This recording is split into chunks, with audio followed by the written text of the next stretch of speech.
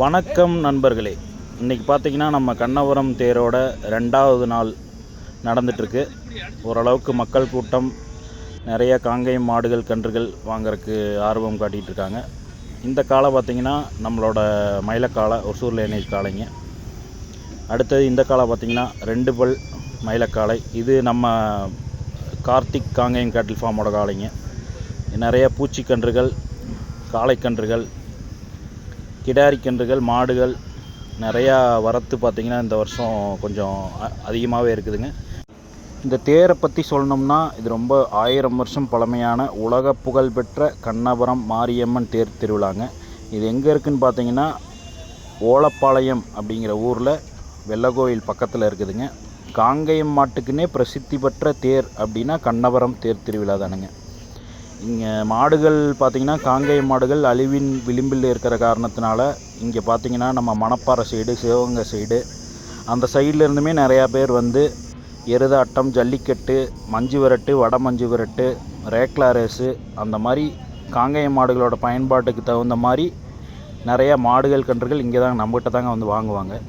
நம்ம திடல் எங்கே அமைஞ்சிருக்குன்னு பார்த்திங்கன்னா கந்தன் பேக்கரிக்கு ஆப்போசிட்லேயே நம்ம திடல் தாங்க இருக்கும். வருஷம் நம்ம தொடர்ந்து கிட்டத்தட்ட ஒரு 4-5 வருஷமாக தேர் திடல் அமைச்சு தரமான முறையில் மாடுகள் கன்றுகள் விற்பனை செஞ்சுட்டு வராங்க. இந்த மாதிரி கண்ணெல்லாம் பாருங்கள், நல்ல தரமான பூச்சிக்கால கன்றுங்க. உங்களுக்கு தேவைப்படும் பட்சத்தில் காங்கேயம் மாடுகள் கன்றுகள் தேவை அப்படின்னா நீங்கள் கண்ணபுரம் தேர் திருவிழாவை வந்து பார்க்கலாங்க. அதே மாதிரி எல்லா குழந்தைகளுக்கும் இப்போ வந்து பள்ளி விடுமுறை அறிவித்த காரணத்தினால நீங்கள் உங்கள் குழந்தைகளையும் கூட்டிகிட்டு வந்து காமிக்கலாங்க. ஏன்னா நம்ம எதிர்காலத்துக்கும் இந்த காங்கேயம் மாட்டோட பயன்பாடை பற்றி நம்ம கட்டாயம் தெரிவிச்சாகணுங்க. பாருங்கள், மாடுகள் கன்றுகள் எவ்வளோ வரத்து இருக்குதுங்க. கிட்டத்தட்ட ஒரு 1000 மாடுன்னு சொல்ல முடியாதுங்க, ஒரு 5000 மாட்டுக்கு மேலே இருக்குதுங்க. இந்த எருதெல்லாம் பாருங்கள், நல்ல ஹெவி சைஸ் எருதுங்க. நல்ல ஹெவி போன்னு சொல்லுவாங்க, அந்த மாதிரி ஹெவி சைஸ் எருதுங்க. பாருங்கள், இதெல்லாமே வந்து வண்டி பழக்கம், காயடிச்சு காது வாட்டின எருதுங்க இதெல்லாம். பாருங்கள், இன்னும் நிறைய வரத்துகள் வந்துகிட்டே இருக்குதுங்க. இது எல்லாமே பார்த்திங்கன்னா எல்லாமே எருதுகள்ங்க, வண்டி எருதுகள். உழவு பழக்கம், ரேஸு, அந்த மாதிரி எதுக்கு வேணாலும் நம்ம இந்த எருதுகளை யூஸ் பண்ணிக்கலாங்க. இந்த தேரோட சிறப்பம்சம்னே பார்த்திங்கன்னா இந்த மாதிரி விவசாயிகள் அவங்ககிட்ட இருக்கிற கால்நடைகளை வந்து ஏற்றிட்டு வந்து தீவனங்கள் அதோட கொண்டு வந்து மக்களுக்கு ஒரு காட்சிப்படுத்தி விற்பனை செய்கிறதாங்க இந்த தேரோட ஒரு சிறப்பம்சம். காங்கேயம் மாடுகள்னு பார்த்திங்கனாவே மெயினாக காரி, செவலை, மயிலை, காராம்பசு, குரா, இந்த மாதிரி பல நிறங்களில் இருக்குது. இந்த பூச்சிக்காலையெல்லாம் பாருங்கள், நல்ல ஒரு ஹெவி சைஸ் பூச்சிக்காலைங்க. நல்ல ஒரு காலூக்கத்தில் நல்ல காளைங்க. இந்த மாதிரி நல்ல காளைகள், இனவெருத்தி காளைகள் இருந்தால் தான் காங்கேயம் இனம் வந்து நல்லபடியாக பாதுகாக்கப்படுங்க. அதுக்காக தான் இந்த பூச்சிக்காலை நாங்கள் பார்த்தோங்க இன்றைக்கி. நல்லபடியான ஒரு பூச்சிக்காலைங்க. ஆல்ரெடி ரேஸ் ஓடிட்டு இருந்த காளைங்க, 2 பல்லுங்க, நல்ல காளைங்க, நல்ல நெட்டு உயரத்தில் நல்ல காளைங்க, நல்ல நிறக்காளுங்க, நல்ல அருமையான பூச்சிக்காலைங்க. இதை நாங்கள் பார்த்துட்டு இருந்தோங்க. இங்கே வந்து இந்த மாதிரி கால்நடை வாங்க வரவங்க எல்லாருமே பார்த்திங்கன்னா இந்த மாதிரி மாடுகளை அவங்க வந்து கை தவுத்து பிடிச்சி நடை எப்படி வருது, காலோட அமைப்பு எப்படி இருக்குது, மாட்டோட உருவம் எப்படி இருக்குது, பின்மாடு, முன்மாடு, நெஞ்சாங்கூடு, தலை, கொம்பு, வால், இது எல்லா அங்கலட்சங்களையும் பார்த்து தாங்க மாடுகள் வாங்குவாங்க. அதாவது ரேஸ்க்காகட்டும், பூச்சிக்காலைக்காகட்டும், இனவர்த்தி காளைகள், கன்றுகள், கிடாரி கன்றுகள், பசுமாடு எல்லாத்தையுமே வந்து இந்த மாதிரி அதுக்குண்டான காங்கேயம் மாட்டிற்குண்டான பொறுப்புகள் இருக்குதா அப்படிங்கிறத பார்த்து தாங்க வாங்குவாங்க. எதுக்காக இதெல்லாம் பார்க்குறாங்க அப்படின்னா, நல்ல தரமான இனவர்த்தி காளைகள் இருந்தால் தான் தரமான கன்றுகள், அடுத்த தலைமுறை கன்றுகள் நம்ம உருவாக்க முடியுங்க. இப்போ பார்த்திங்கன்னா செயற்கை ஊசி மூலம் பிறக்கிற கன்றுகள், அந்த மாதிரி நிறைய மாடுகள் நிறைய அழிஞ்சிருச்சுங்க. இந்த 2 எருதும் பார்த்திங்கன்னா நம்ம தேர்காட்டிலேயே ஹெவி சைஸ் எருதுன்னா இந்த மயிலையும் இந்த செவலை எருதுகள் தானுங்க. இந்த சைஸில் எருதே இல்லைங்க, அந்தளவுக்கு ஒரு ஹெவியான சைஸுங்க 2 எருதுமே. நல்ல பிறப்புங்க 2 எருதும். இதெல்லாம் பார்த்திங்கன்னா லம்பாடி கன்றுகள்ங்க. எல்லாம் ரேஸ் பழக்கத்துக்கு, உழவு பழக்கத்துக்கு வாங்குவாங்க. இந்த மாதிரி நிறையா விவசாயிகள் தனித்தனி கூடாரங்கள் அமைச்சு காங்கேயம் கண்ணபுரம் தேர் திருவிழா இந்த மாதிரி தான் நடக்குங்க. இது வந்து நாங்கள் கொண்டு வந்த ஒரு பேட்சுங்க. இதுதான் கண்ணபுரம் தேர் திருவிழாவே இன்றைக்கி களை கட்டுச்சுங்க. இந்த பேட்ச் தான் கண்ணபுரம் அலப்பறைகள் அப்படின்னா இதுக்கு மேலே வர வீடியோ தான் நீங்கள் பார்க்கணுங்க. என்னென்ன அலப்பறைகள் நடந்ததுன்னு மட்டும் பாருங்கள். ஒவ்வொரு மாடும் ஒவ்வொரு குணத்தில் தாங்க இருக்கும். எல்லா மாடும் வந்து சாதுவாக இருக்கும், எல்லா மாடும் நம்ம தொட்டு நீவுற அளவுக்கும் இருக்கும் அப்படிங்கிறதெல்லாம் நம்ம எதிர்பார்க்க முடியாதுங்க. மாடு வந்து நம்மளோட பழக்கத்துக்கும் குணத்துக்கும் கொண்டு வரணுங்க. இது நிறையா பேர் வந்து இந்த வீடியோலாம் பார்த்துட்டு காங்கேய மாடுகள்னால் இப்படி தான் ஆக்ரோஷமாக இருக்குமா அப்படிங்கிறதெல்லாம் நினைக்க வேண்டாங்க. ஒரு இடத்துலேருந்து ஒரு இடம் மாடு வந்து மாறும்போது வண்டி ஏற்றிக்கிட்டு வரும்போது இந்த மாதிரி பதட்டமான சூழ்நிலை ஆகும்போது கன்றுகள் இப்படி தாங்க படபடப்பாக தான் இருக்குங்க. இந்த கண்ணெல்லாம் இன்றைக்கி விட்டுருந்தா அவரை தூக்கி போட்டிருக்குங்க. எப்படியோ கண்ணை அவுத்துட்டு போன கண்ணை பிடிச்சிட்டாங்க. இப்போ 2 பேரும் 2 கயிறு போட்டு கொண்டு போகிறாங்க. அடுத்த சேலஞ்சு பார்த்திங்கன்னா இந்த காரி மாடுங்க. எங்களுக்கு இவ்வளோ ரிஸ்க்கும் எடுத்தும் அந்த மாடு அந்த இனத்து மேலே இருக்கிற ஒரு பற்றுனால தாங்க நாங்கள் எல்லாருமே இதை வச்சுருக்கிறோம். இந்த காரி மாடு பாருங்கள் என்னென்ன பண்ணுறதுங்கிறத மட்டும் பாருங்கள். பதட்ட குணம் தாங்க மெயின் காரணமே. வண்டி ஏற்றிட்டு வரும்போது மாடு மிரண்டுறது. கட்டுத்தரை கொண்டு போய் ஒரு 2 நாள் 3 நாள் வச்சுருந்திங்கன்னா அதோட குணத்துக்கு அது பழகிக்குங்க. நம்மளோட குணத்துக்கும் பழகிக்கும், ஆள் குணத்துக்கும் பழகிக்குங்க. இந்த காரி கன்று தான் இப்போ வெளியே வருதுங்க. அதுக்கப்புறம் தான் அந்த காரி மாடை இறக்குவாங்க. இந்த கண்ணும் நல்ல துட்டியான கண்ணுங்க, நல்ல சேட்டைங்க கண்ணு பாருங்க என்னென்ன சேட்டை பண்ணுது பாருங்க. இந்த மாதிரி வந்து சேஃப்டியாக 2 கயிறு போட்டு ஒவ்வொரு மரமாக கட்டி கொண்டு போய்க்கிறது நல்லதுங்க. ஏன்னா தவறுதலாக கன்றுகள் வந்து கயிற்றை அறுத்துக்கிட்டோ கம்பி வேலி மேலே போய் தாண்டியோ ஏதோ ஒன்று கை காலில் ஒரு காயங்களோ புண்ணோ கால் ஏதோ ஒன்று அசம்பாவிதம் நடந்ததுன்னா நமக்கு ரொம்ப கஷ்டமாக இருக்குங்க. அதனால் இறக்குறது ஏற்றுறதுங்கிறது நல்ல ஒரு என்ன சொல்கிறதுங்க, திறமை மிக்க அப்படிங்கிறத விட அனுபவசாலிகளை வச்சு நம்ம இதெல்லாம் பண்ணிக்கிட்டோம்னா நல்லதுங்க. இந்த அனுபவசாலிகள் பண்ணும்போது நம்ம என்ன பண்ணுங்கனாங்க, இதெல்லாம் நம்ம பார்த்து கற்றுக்கணுங்க. ஒவ்வொரு கண்ணும் ஒவ்வொரு மாடு எப்படி இருக்கும், என்ன பண்ணும் அப்படிங்கிறத. எல்லா மாடும் ஒரே மாதிரி குணத்தில் எல்லாம் இருக்காதுங்க, கண்டிப்பாக இருக்காதுங்க. காங்கேய மாட்டை பொறுத்த வரைக்கும், காங்கேய மாடுன்னு இல்லைங்க, நம்ம நாட்டு மாட்டை பொறுத்த வரைக்குமே அப்படி இருக்காதுங்க. அடுத்து இந்த காரி மாடுங்க. இதுதான் அங்கே பாருங்கள், அவர் விட்டுருந்தா இன்றைக்கி சொறி இருக்குங்க கொம்பில். இந்த தேர்காட்டையே இன்றைக்கி கலக்கின மாடுன்னு அந்த காரி மாடு தாங்க. அதையும் நாங்கள் ஆட்டோவிலேயே ஏறி போய் மாட்டுக்கு கயிறு போட்டு பிடிச்சி கொண்டு வந்து கட்டியிருக்கிறேங்க. அது வந்து அதோட நார்மலான ஒரு குணத்துக்கு வர்றதுக்கு கொஞ்சம் டைம் எடுக்குங்க, இடம் மாறும்போது ஒவ்வொரு மாடுகளும். அதனால் காங்கேய மாடு வாங்குறவங்க உடனடியாக மாடு வந்து என் பக்கத்தில் வந்து நிற்கணும், அதை நான் நீவி கொடுக்கணும், அதை என்னோடய குணத்துக்கு அது வரணுங்க எதிர்பார்க்குறது வந்து அது தவறுங்க. ஒவ்வொரு மாடும் ஒவ்வொரு குணத்தில் இருக்குங்க. மாடை வந்து அதுபோட ஒரு குணத்தில் விட்டு நம்ம அதை பழக்கிறது தான் அந்த மாட்டுக்கும் நல்லதுங்க, நமக்கும் நல்லதுங்க.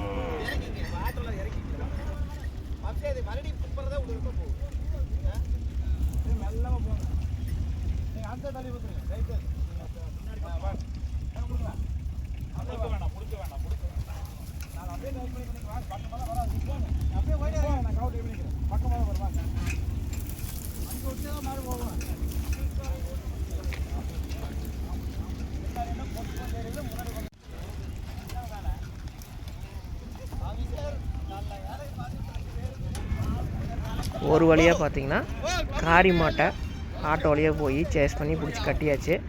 அடுத்த சேலஞ்ச் என்னென்னு பார்த்தீங்கன்னா, நம்ம மயிலக்காலைக்கு மூக்கணாங்கயிறு மாற்றுறது தான்.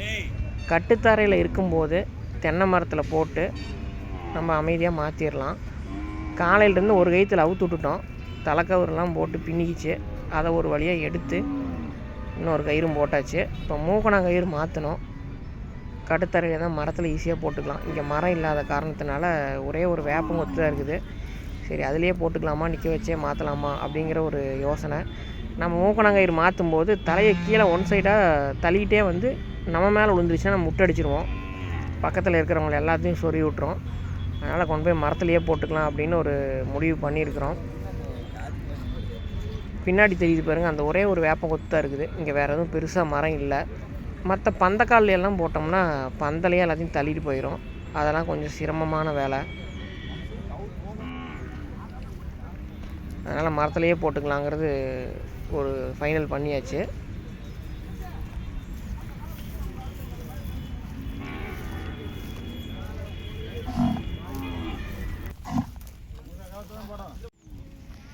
சரி சரி சரி சரிங்க சரி சரி.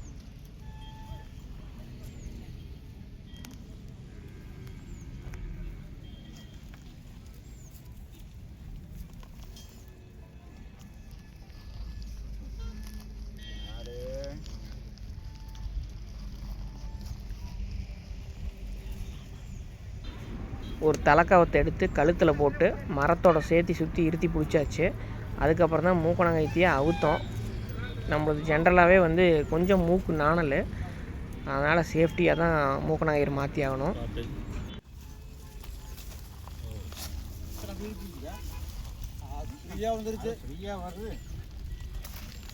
கத்திட்டு இருந்தீங்களா?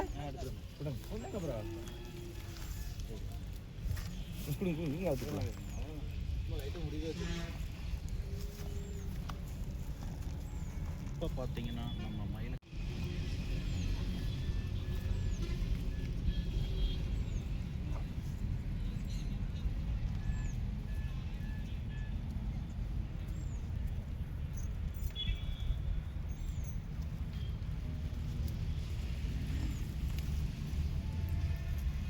காது காது காது காது காதுக்குள்ள போட்டுக்கலாம் போட்டுக்கலாம் போடுவேன்.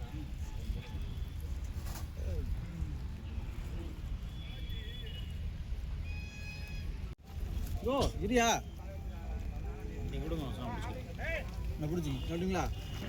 பழைய கவுத்துலையே கோர்த்து புது மூக்கணாங்கயித்தை இழுத்தாச்சு.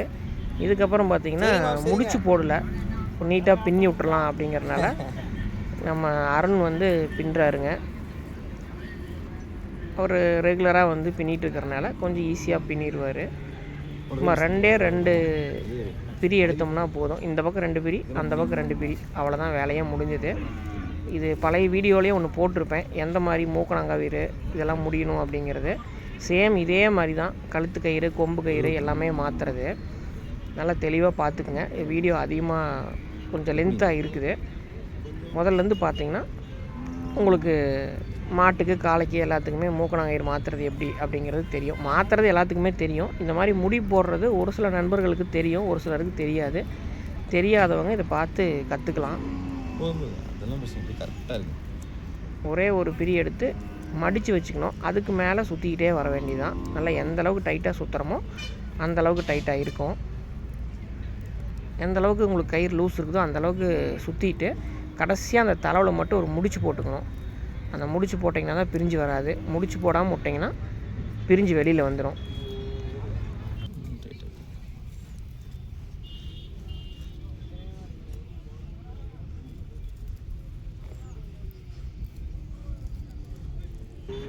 அந்த முடிச்சு போட்டுட்டு அந்த முதலே ஒரு மடிப்பு வச்சுருப்போம், அந்த மடிப்புக்குள்ளே விட்டு எந்த அளவுக்கு இழுக்கணுமோ அந்த அளவுக்கு நல்லா டைட்டாக இழுத்து கடைசியாக வந்து ஒரு முடிச்சு போட்டுடணும்.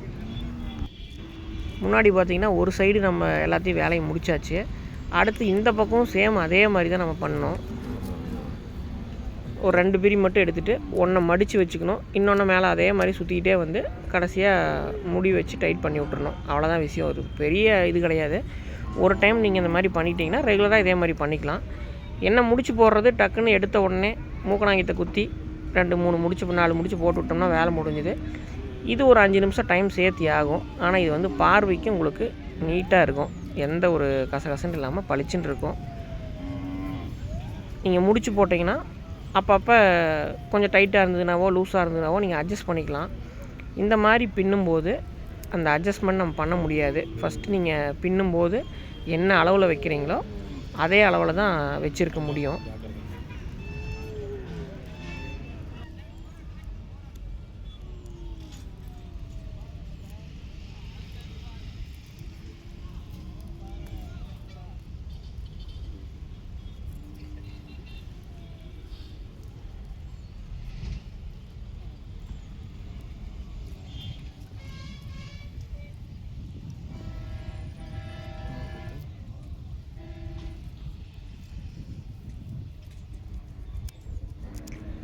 எல்லாம் பின்னி முடிச்சுட்டு கடைசியாக பார்த்திங்கன்னா அந்த மீதி இருக்கிறது எல்லாத்தையும் அறுத்து விட்டுறணும். ரொம்ப ஒண்டை அறுக்கக்கூடாது, சும்மா ஒரு நூலளவு விட்டு தான் அறுக்கணும். அதை வந்து நம்ம லைட்ரு வச்சு ஒரு வாட்டி அப்படியே அமுத்தி விட்டுட்டோம்னா அதுக்கு மேலே பிரியாது.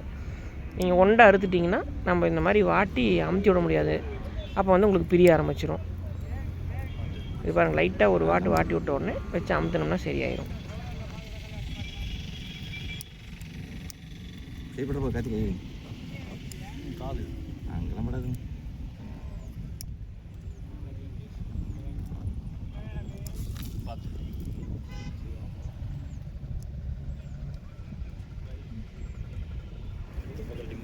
மூக்கணாங்கயிற்றினோட வேலை எல்லாமே முடிஞ்சுது. அடுத்தது பார்த்திங்கன்னா கழுத்து கயிறு. இப்போ வந்து தலைக்கவுறு வாங்கிட்டு வந்தோம். தலைக்கவுறு வாங்கிட்டு வந்து 2 சுற்று போட்டு அதே மாதிரி தான் மூக்கணாங்கயிறு எப்படி நம்ம பின்னணுமோ அதே மாதிரி தான் இதையும் நம்ம பின்னிருக்கிறோம். கரெக்டாக கழுத்துக்கு தகுந்த மாதிரி பின்னணும். ரொம்ப லூஸாகவும் இருக்கக்கூடாது, ரொம்ப டைட்டாகவும் இருக்கக்கூடாது. கழுத்து என்ன சைஸில் இருக்குதோ அந்த கழுத்துக்கு ஒண்டை இருக்கிற மாதிரி இருக்கணும். இது வந்து நூல் கயிறு அப்படிங்கிறனால இன்னும் கொஞ்சம் லூஸ் ஆகும். நம்ம எடுத்த உடனே நம்ம இன்னும் கொஞ்சம் டைட்டாக இருக்குது, லூஸ் பண்ணணும் அப்படின்னு நினச்சி நம்ம லூஸ் பண்ணிட்டோம்னா கொஞ்சம் நாள் அடைவில் பார்த்திங்கன்னா உங்களுக்கு தொலாபலான்ட்டு ஆயிரும் ரொம்ப லூஸாக. அதனால் கரெக்டாக வந்து கழுத்துக்கு ஃபிட்டாக போடணும். அது மாற்றிக்கலாம், அது எப்படி தான் மாற்றிக்கலாம்.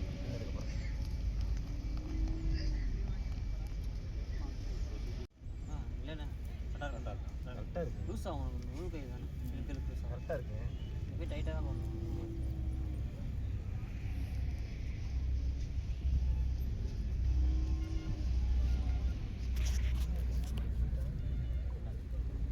தம்பி இல்லை, நான் இங்கே முடிச்சு போட்டு கொடுத்தீங்களா? இல்லை இங்கே பாருங்க, தும்போட நம்ம இன்னைக்கு நடச்சது எதுவுமே நடக்கலை.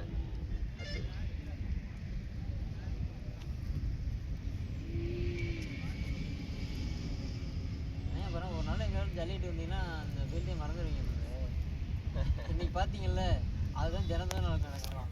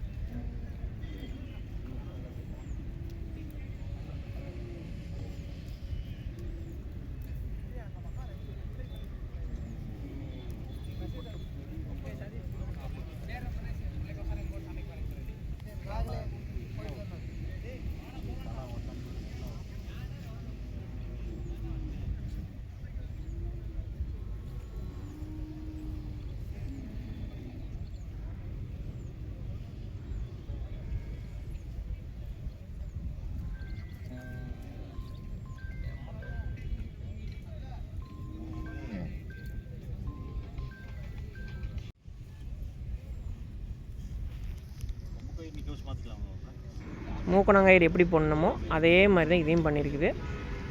மீதி இருக்கிறது எல்லாத்தையும் அந்த தலைவில் இருக்கிறதெல்லாம் அறுத்து விட்டாச்சு. அடுத்தது பார்த்திங்கன்னா கொம்பு கயிறு. சரி, மரத்துலேருந்து அவுத்துக்கலாம், இனிமேல் ஒன்றும் பிரச்சனை இல்லை அப்படின்ட்டு மரத்துலேருந்து அவுத்து கொம்பு கயிறு கட்டுறதுக்காக ரெடி பண்ணோம். அப்பவும் கொஞ்சம் வேலை காட்ட ஆரம்பிச்சுது. அப்போது நம்ம அருண் வந்து அது எல்லாத்தையும் சமாளித்து கிட்ட போய் கட்டிட்டார். முன்னாடி போய் நிற்கிறதுக்கே யாராக இருந்தாலும் பயப்படுவாங்க, திடீர்னு முன்னாடி வந்துருன்ட்டு. இருந்தாலும் தைரியமாக போய் அந்த வேலையெல்லாம் பண்ணுறாரு.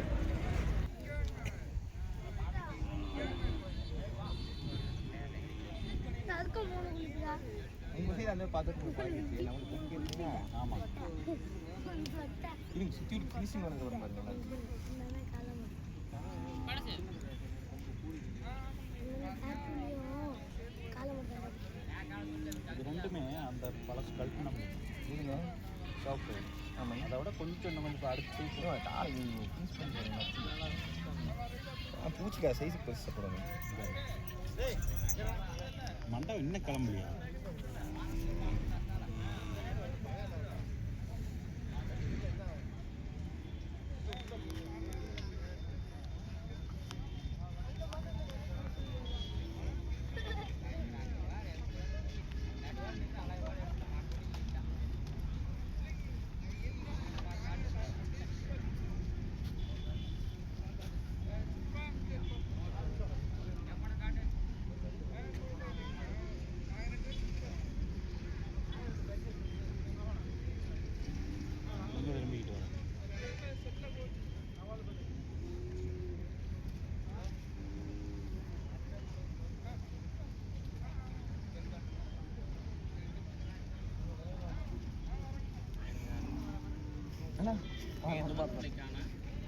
வாங்கிச்சு அதான் கரமாக ஒன்றுமே ஒன்றா இல்லைங்க மாடு நமக்கு ஒன்றே தோல்வல் மாடி காணுங்க பிடிச்சி மாடு அனைக்கும் அரசு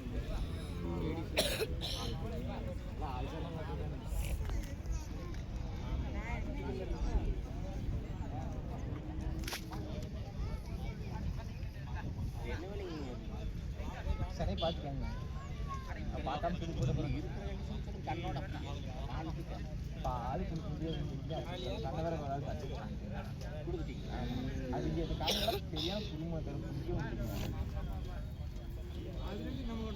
எதுங்க காய்க்கணுங்களா இல்லை காய்ங்க இல்லைங்க அது நம்ம ஒரு மாம்சம்